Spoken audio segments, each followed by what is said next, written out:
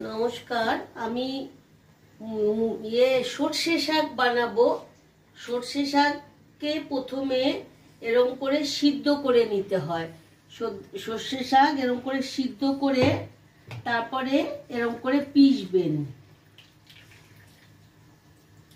এটা দেবেন,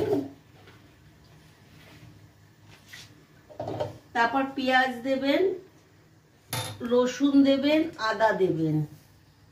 পেঁয়াজ, রসুন, আদা দিয়ে এটাকে মিক্সারে পিষবেন।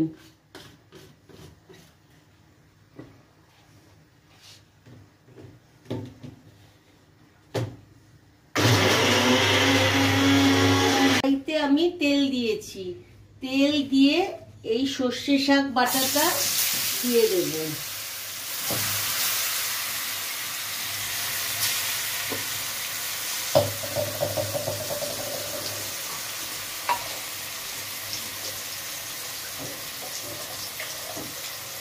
একটু জল দেব। এইরকম ভাবে আপনারা খেয়ে দেখবেন, দারুণ লাগে। আগে আমি বাইরে থাকতাম, বাইরে মহারাষ্ট্রে এরকম করে রান্না করতো। তারপর এরকম করে একটু জল দিয়ে দেবেন।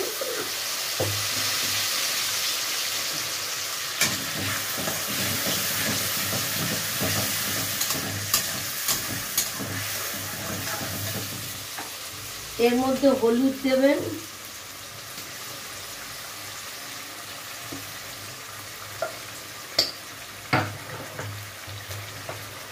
লঙ্কার গুঁড়ো দেবেন,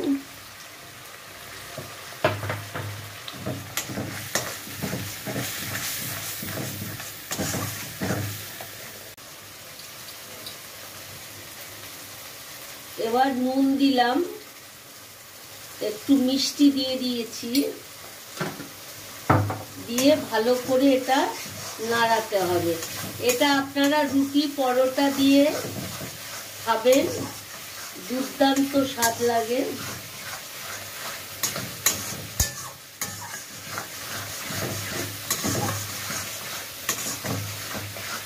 প্রথমে সর্ষে শাকটাকে একটু সিদ্ধ করে মিক্সারে পিষে তারপরে ওর মধ্যে পেঁয়াজ, আদা, রসুন দিয়ে তেলের মধ্যে এরকম করে দিয়ে নাড়াতে হবে। নাড়িয়ে শুকিয়ে গেলে